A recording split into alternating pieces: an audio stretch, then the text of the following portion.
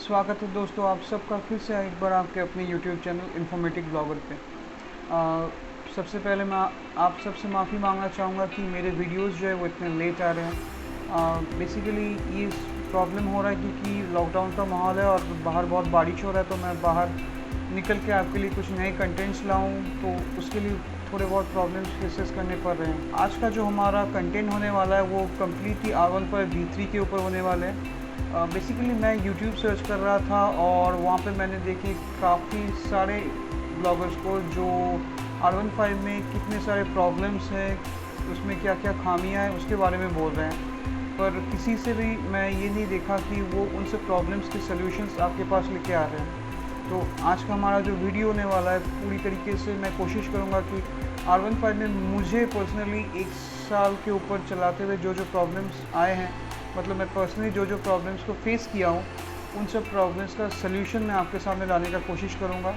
आशा करता हूँ ये वीडियो आपके लिए इन्फॉर्मेटिव होगा। अगर आप चैनल पर नए हो तो प्लीज़ चैनल को सब्सक्राइब कीजिए और पास में जो बेल आइकन है उसको ज़रूर दबाएं ताकि आगे भी मेरे वीडियोज़ आपको मिलते रहें। चलिए शुरू करते हैं आज के हमारे वीडियोस। सबसे पहले जो मुझे प्रॉब्लम लगी, या मैं बोलूँगा कि अगर आप हैवी ट्रैफिक पे इसको रन करते हो या लॉन्ग ड्राइव्स करते हो इसको लेके, तो सबसे ज़्यादा आपको जो इश्यूज़ होने वाले हैं वो है आपके रिस्ट और बैक पेन्स, जो कि हैंडल बार लो होने की वजह से हैं। ये बेसिकली कोई प्रॉब्लम नहीं है क्योंकि R15 एक एंट्री लेवल सुपर स्पोर्ट है और हर सुपर स्पोर्ट बाइक की हैंडल बार जो है वो एरोडायनामिक शेप में रहते हैं ताकि आप बाइक को झुक के चला सको और एयर को अच्छे से पास कर सको। पर फिर भी आप अगर इसको डे टू डे लाइफ में कम्यूट लेके सिटीज़ में कम्यूट करते हो या लॉन्ग ड्राइव्स पे जाते हो, तो ये एक चैलेंज आपके लिए हो सकता है। तो इसके लिए मैंने ऑलरेडी एक वीडियो बना के रखा है जिसमें मैंने CBR 250R का हैंडल बार यूज़ किया है और 4 इंच तक हाइट इंक्रीज़ किया है। इससे आपके स्टाइल को भी कोई इफ़ेक्ट नहीं पड़ेगा और आप इसको इजीली रन कर सकते हो। तो हैंडल बार इंक्रीज़ करने का जो वीडियो मैंने बनाया है उसका लिंक मैं आपको डिस्क्रिप्शन बॉक्स में दे दूँगा। अगर आप चेक नहीं किए हो तो प्लीज़ जाके वहाँ पे चेक करो, और अगर आप ये प्रॉब्लम फेस कर रहे हो तो ऑब्वियसली ये वीडियो आपके लिए बहुत हेल्पफुल होने वाला है। जो चीज़ है ये मैंने काफ़ी यूट्यूबर्स या ब्लॉगर्स को बोलते हुए देखा है कि R15 की जो बॉडी है वो एकदम प्लास्टिक की है और इस प्राइस में इसकी जो फिट एंड फिनिश है वो अच्छी नहीं है। तो मुझे पर्सनली ऐसा लगा है कि R15 V3 को है उसको उसका जो वेट है, ओवरऑल वेट, उसको कम करने के लिए कंपनी इसको कार्बन फाइबर यूज़ किया हुआ है और जिसमें जो प्लास्टिक यूज़ है वो बहुत ही लाइट वेट है ताकि बाइक का जो ओवरऑल वेट है वो ज़्यादा इंक्रीज़ ना हो।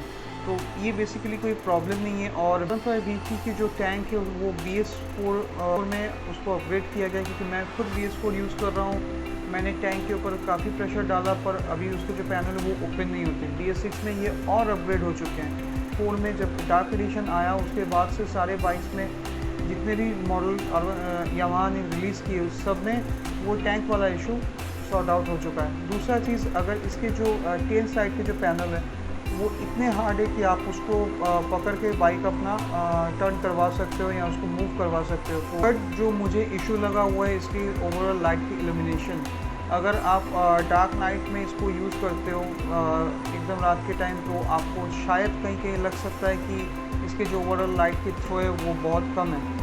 तो इसके लिए भी मैंने एक वीडियो अलग से बना के रखा है जो कि मैं पॉइंट नंबर 3 मेंशन करके, पॉइंट नंबर 2 मेंशन करके उसको मैं अपडेट कर दूंगा डिस्क्रिप्शन बॉक्स में। आप जाके प्लीज़ उसको चेक करना, जहाँ पे आप खुद इसके जो लाइट है उसके जो ओवरऑल थ्रो है उसको आप खुद अपने घर बैठे इंक्रीज़ कर सकते हो, उसको एडजस्ट कर सकते हो। नेक्स्ट जो इशू मुझे लगा है, क्योंकि मैं इसको लेके लॉन्ग ड्राइव भी किया हूँ, तो मुझे कहीं जाके लगा है कि इसके जो सीट है वो थोड़े हार्ड साइड है, क्योंकि ये एक स्पोर्ट्स बाइक है तो ऑब्वियसली स्टेबिलिटी इसको मेंटेन करने के लिए हार्ड सीट जो है कंपनी इसको दिया है।